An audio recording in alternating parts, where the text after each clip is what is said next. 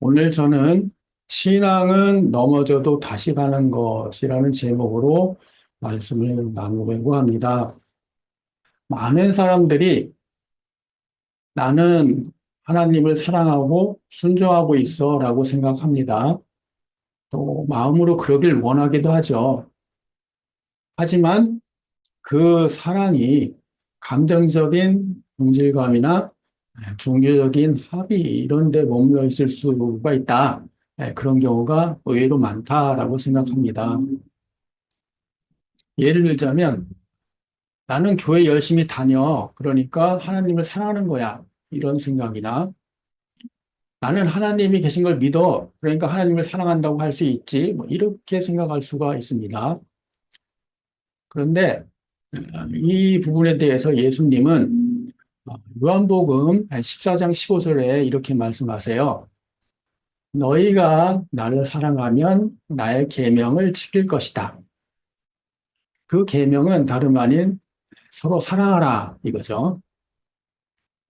그것도 예수님께서 우리를 사랑하신 것처럼 그와 똑같은 사랑으로 서로 사랑해라 이런 말씀이에요. 이 사랑은 인간적인 노력으로는 할 수가 없습니다.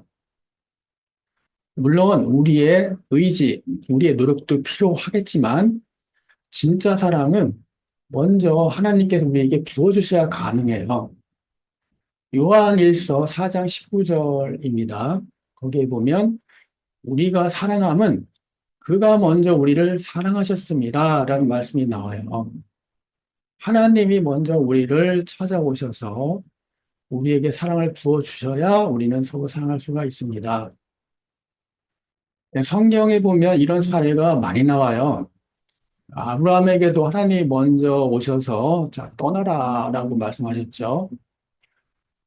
모세에게도 떨기나무로 오셔서 말씀을 하세요.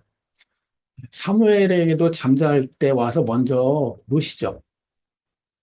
이게 신약에서도 역시 예수님께서 수가성 여인 바울 많은 사람들에게 먼저 가서 말씀을 건네십니다. 그러니까 성경에서의 하나님을 만난다는 것은 우리가 하나님을 찾아다니는 게 아니에요. 하나님이 먼저 오십니다. 그런데 한번 생각해 보세요. 하나님이 나에게 오셨어요. 나를 만나 주세요.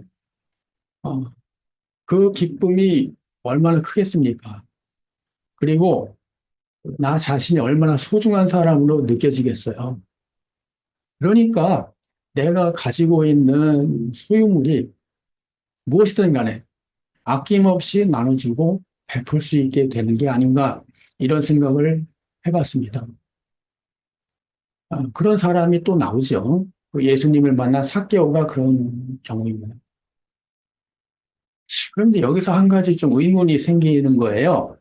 우리가 하나님을 사랑하고 하나님 만나고 싶어 하고 그런데 하나님을 만나는 게 쉽지가 않아. 무엇이 우리를 가로막고 있을까? 이런 생각을 하게 되는 거예요. 네, 우선은 그런 사람이 아닌 우리 자신이 가지고 있는 죄책감과 정죄감일 수 있습니다. 나는 너무 부족해. 하나님을 만날 수가 없어. 또는 하나님이 나 같은 사람을 만나 주실까? 나 같은 사람을 사랑해 주실까? 이런 자기 자신을 자책하고 정죄하는 잠재의식이 아직까지도 잠재의식이 남아있는 거죠. 그러니까 우리가 하나님에게 사랑과 용서를 구하면서도 하나님의 그 사랑을 믿지 못하는 이런 양면성을 갖게 되는 거예요. 또 한편으로는 그 반대 모습도 있죠. 우리가 죄인 줄을 알아요. 그러면서도 그 죄를 또 반복해요. 거기에는 또 어떤 심리가 있는가? 내가 지금 이 상황에서는 죄를 짓는데, 이거 어쩔 수가 없어. 하나님이 이 나라의 이런 형편을 이해해 주실 거야. 이 정도면 괜찮아. 이 정도면은 뭐 믿는 거라고 할 수 있지. 이렇게 자기 자신을 합리화하는 거예요. 그런데 이거는 은혜가 아니죠. 이거는 내가 나 자신을 합리화하는 거고, 그거는 교만이죠, 교만. 또 한 가지는 역시나 이제 물질이에요. 돈에 대한 집착. 이게 뭐냐면, 하나님을 믿습니다. 하나님을 의지해요라고 입으로는 말하면서도 여전히 돈을 나의 수신으로 여기는 거예요. 그래서 예수님은 그 유명한 말씀 하셨잖아요. 두 주인을 섬길 수 없다. 이건 불가능한 일이에요. 그러니까 이때 우리의 관점은 하나님이 우리의 주인이 아니고 하나님은 우리에게 물질을 공급하도록 도와주시는 분, 여기에 머물러 있는 거예요. 근데 이건 될 수가 없는 일이죠. 이건 하나님 섭리에 맞지가 않습니다. 그러니까 하나님이 돈도 못 받아. 그 세상에서 돈 추구도 못 해. 그러니까 이게 양쪽으로 끼어가지고 잼명이 돼서 이거는 오히려 세상 사람이라도 못한 그런 불행한 삶을 살 수가 있습니다. 그런데 또 일면으로 보면 이게 돈에 대한 욕심, 난 돈 좋아 이런 사람은 없거든요. 그런 사람이 있을 수도 있는데 그러니까 교회 내에서 그렇게 많지 않은 것 같아요. 그러면 이건 돈에 대한 욕심 말고 또 다른 게 또 있는 거죠. 그게 뭔가 아, 돈을 가졌을 때 갖는 안도감이 또 있는 것 같아요. 이게 앞에서 말한 수호신과 좀 비슷한 관점인데 돈 자체가 중요한 게 아니라 돈을 가졌을 때 내가 갖는 안도감이 있거든요. 여기에 또 중독되는 경향이 있습니다. 그리고 또 미래에 대한 두려움이 있죠. 불확실성. 돈을 가지고 있으면 거기에 대해 또 어떤 상황이 벌어지든 내가 대응할 수 있을 것 같아. 그 실제로 돈이 있으면은 현상의 문제들은 뭐 즉시 해결이 됩니다. 근데 여기에 의지를 하는 거예요. 이런 상황들에 대해서, 이런 사람들에 대해서 하나님 뭐라고 하시는가?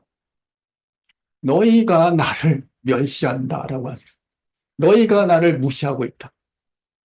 정말 무서운 말씀이죠. 하나님을 무시한다는 거는 의도적으로 하나님을 외면하는 거, 또는 뭐 이렇게 그 속된 말로 쌩까기, 뭐 이런 거와는 좀 다른 것 같아요. 성경은 이걸 뭐라고 얘기하는가? 잊는다라고 이야기합니다. 잊는다. 하나님을 잊는다. 신명기 8장 11절 이하를 보면 이런 얘기가 나와요. 여러분은 하나님을 잊지 않도록 조심하세요. 그리고 여러분은 교만해서 하나님을 잊지 않도록 명심하세요. 이게 반복돼서 나오는 거예요. 이게 뭐야? 하나님을 잊어요. 그 이유는 교만이다. 이런 말씀인 거죠. 그런데 이렇게 얘기하면 들은 사람들이, 내가 그랬었네? 내가 잘못했구나. 회개하는 게 아닙니다. 뭐라고 하는가? 우리가 언제 하나님을 멸시했습니까? 이러는 거예요. 유명한 말라기 1장 6절 말씀이 있죠. 너희는 나를 멸시하고서도 오히려 우리가 어떻게 주의 이름을 멸시하였습니까? 라고 말한다는 거예요. 이사야서 29장 13절에도 비슷한 얘기가 나오는데 이 백성이 입으로는 나를 가까이 하고 입술로 나를 존경하나 마음은 나에게서 멀리 떠나 있다. 이렇게 얘기하세요.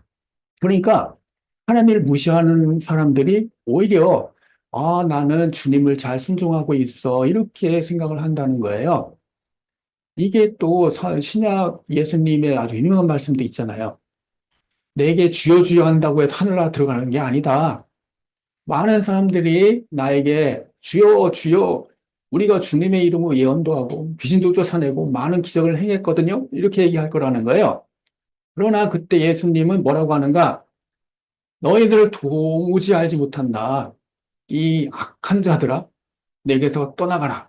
라고 분명히 말할 거다라고 하셨어요. 신앙은 우리가 주여 주여 찾아다니는 게 아닙니다. 이미 하나님 우리에게 계속 오고 계세요. 그 오신 하나님에게 어떻게 반응하는가, 그게 신앙이라고 저는 생각합니다. 하나님은 우리가 우리 자신을 멸시하고 우리 자신을 천하게 여기기를 절대로 원하지 않으세요.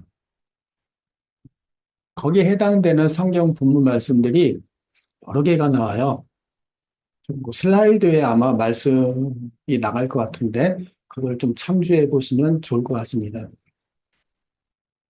그런데 중요한 거는 이게 이런 말씀이 있지? 지식으로 그치는 게 아니고 이 말씀이 내 안에 들어와서 나의 마음과 나의 영혼, 존재를 흔드는 하나님의 말씀이 돼야 해요. 그때 회개가 시작이 됩니다. 그러면 이런 신앙의 길을 간 사람들이 있나? 네, 있죠. 우리가 말씀 나누기에서 집중적으로 공부한 사람 누구입니까? 바울이죠.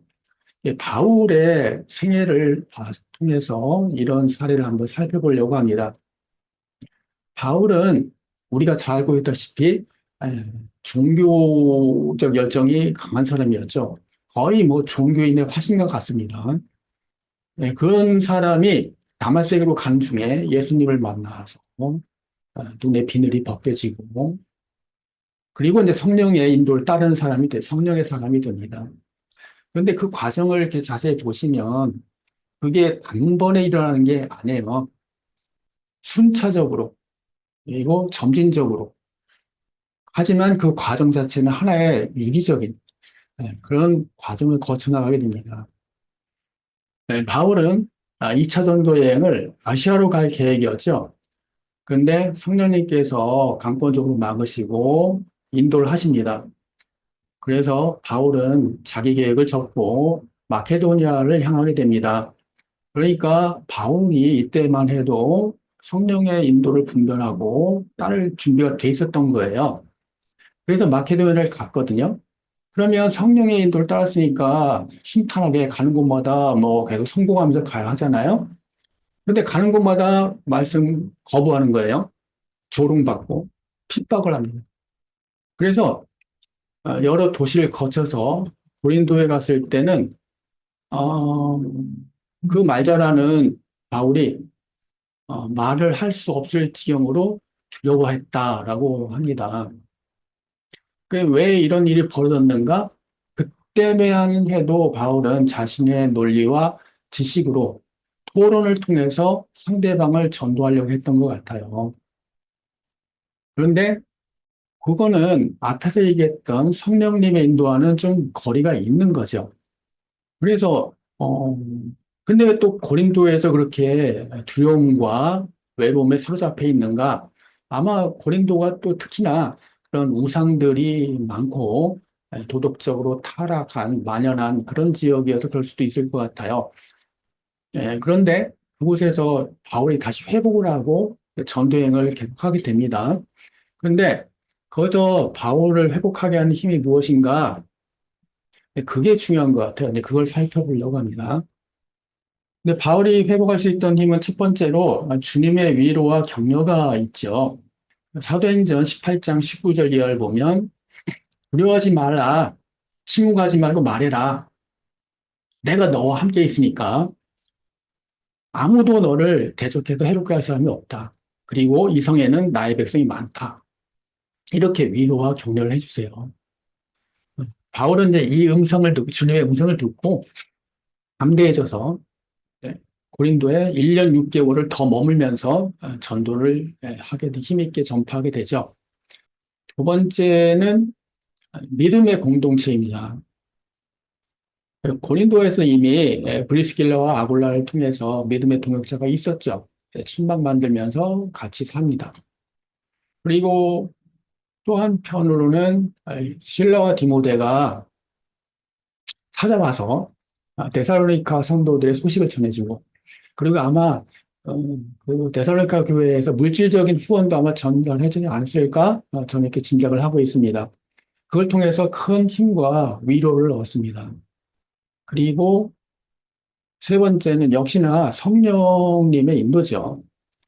어, 앞에서 이미 얘기했지만 다시 한번 읽어보겠습니다. 내 말과 내 전도함이 설득력 있는 지혜의 말로 하지 않고 성령의 나타나심, 능력으로 하겠다라는 말을 합니다. 이 세 가지의 힘을 통해서 바울이 다시 일어서게 되는 거죠. 그리고 이 변화의 과정, 그 열매가 무엇입니까? 바로 디아레고마이와 코이노니아입니다. 십자가의 능력, 십자가의 지혜를 의지하고 구하는 공동체, 약한 사람을 서로 돕는 공동체, 자신의 부족함을 드러내고 서로를 붙드는 공동체입니다. 바울이 그 어려운 역경 속에서도 전도를 하고 많은 교회를 세우고 이거 정말 대단한 일입니다. 근데 저에게는 그런 과정 속에서 자기 중심에서 벗어나서 성령 중심의 교제를 합니다. 공동체와 위로를 나누고 그러면서 앞으로 나아가는 것. 그건 더 큰 성취라고 생각합니다.